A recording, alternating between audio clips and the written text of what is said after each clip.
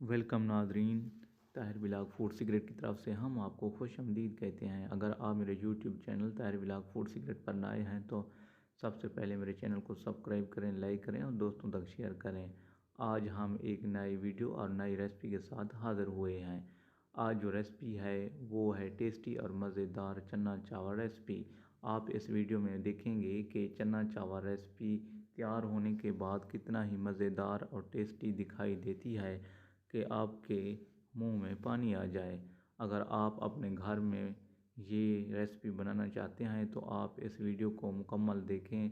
हम कोशिश करते हैं कि आपको इसकी तफसीलात मेरे YouTube channel Tahir Bilag food secret की डिस्क्रिप्शन में चले जाएं। वहाँ मैंने तफसीलात के साथ इस वीडियो की मुकम्मल तफसीलात लिख दी हैं और लिंक में आप क्लिक करेंगे तो आप इस वीडियो को मुकम्मल तौर पर देखकर आप अपने घर में ये रेसिपी तैयार कर सकते हैं।